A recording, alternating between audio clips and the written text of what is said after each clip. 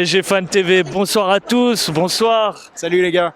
Ravi de te retrouver pour cette 4e journée. Bon, malheureusement sur un match nul, mais c'est pas totalement un point noir pour la performance jusqu'à maintenant de cette saison. Qu'en as-tu pensé? Est-ce que pour toi, réellement, c'est un coup d'arrêt? Comme tu dis, il y a une petite frustration de ne pas gagner quand tu restes sur 3 matchs comme on a fait là, depuis le début de saison. Après, je pense qu'il y a vraiment des bonnes choses à retenir du match.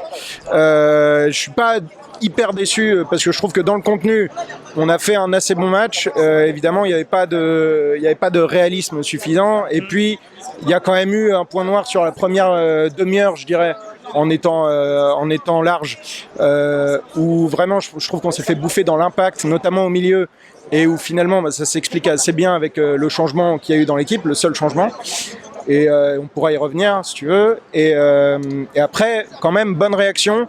Et certes, on gagne pas, mais il faut pas non plus penser qu'on va gagner tous les matchs 7-0 cette saison, parce que pour préparer la Ligue des Champions, il nous faut un peu d'adversité. C'est vrai qu'on pensait jusqu'à maintenant, avant de rencontrer les Monégasques, que ça allait être un match plutôt pas facile, enfin facile pour certains, mais en tout cas, ils avaient du répondant par rapport à leur entame de saison. Voilà, les Monégasques ont été plutôt présents, assez physique pour certains. Est-ce que réellement ça a été un problème de physique pour trouver la solution devant leur cage? Moi je pense que c'est plutôt tactique parce que je les ai trouvés vraiment hyper disciplinés. Ils avaient un bloc, mais un bloc équipe dans leur moitié de terrain où vraiment tu voyais juste Ben Yedder devant, mais tout le monde ne bougeait pas derrière. C'était impressionnant et surtout à chaque fois que les trois de devant, Mbappé, Messi, Neymar recevaient le ballon, tu avais tout de suite deux centraux qui faisaient 30 cm de plus qu'eux, qui étaient directs sur eux.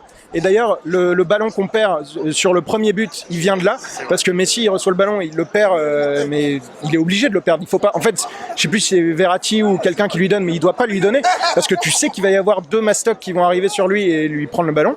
Bon, on prend un but sur leur seule grosse occasion, c'est un peu dommage.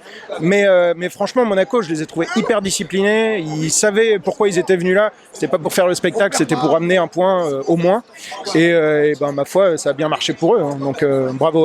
Alors on a vu une première mi-temps en dessous de la deuxième pour le côté parisien. Est-ce que pour toi tu y vois une certaine corrélation avec le changement qu'il y a eu vers la 60e minute? Ouais, clairement. Moi je pense que Renato, pour le citer, on va pas lui taper dessus, c'est son premier match titulaire, mais il n'a pas les repères avec les autres. Tu vois bien que l'absence de Vitinha au milieu, déjà, c'est compliqué à gérer.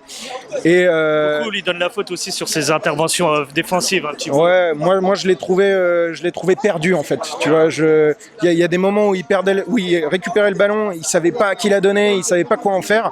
Et puis tu le voyais presque en fin de première mi-temps quand il était devant moi, se décourager quand il perdait le ballon, parce que j'avais l'impression qu'il savait pas vraiment s'intégrer dans cette équipe. Après évidemment il lui faut du temps, il faut pas qu'on le juge tout de suite, mais t'as raison, à la 60e quand Danilo est rentré, mon chouchou pas bon, il a fait la différence, il a mis de l'impact. Évidemment ça allait mieux aussi dans l'équipe à ce moment-là, donc il s'est fondu dans l'équipe, mais tu sens qu'il fallait de l'impact physique et mettre un peu de pression sur ces Monégasques, quoi. Alors pour l'instant, on voit que Renato, comme tu dis, n'était pas encore à sa meilleure disposition, en tout cas ne se sent pas à l'aise totalement à 100%. Ouais, c'est ça. Est-ce que l'absence alors de Vitinha se ressent alors à ce moment-là? Clairement, pour moi, c'est l'explication de notre début de match très compliqué. Tu y vois un 11 type avec lui? Franchement, il faut que j'y réfléchisse un peu, mais j'ai l'impression que là, en début de match, Verratti, Renato, ça manquait vraiment d'impact physique. Et c'est ça qui me fait peur, parce que quand tu vois l'effectif, finalement, on n'a que vraiment Danilo pour mettre un gros impact physique dans nos milieux de terrain. Et si on n'arrive pas à faire de recrues avant la fin du mercato, ça peut devenir un problème. Pour les gros matchs avec des champions où il va falloir être présent, c'est un peu le problème qu'on va avoir. Après, il y a aussi d'autres problèmes sur la couverture des latéraux, à la perte du ballon, les centraux qui, parfois, quand c'est Ramos notamment, ont un peu de mal à se retourner. Mais ça, c'est des problèmes normaux, il va falloir les gérer. On verra dans la suite de la saison. Mais c'est sûr qu'au milieu, il va y avoir un peu de boulot. Ça marche. Je te remercie encore. Merci à vous, les gars.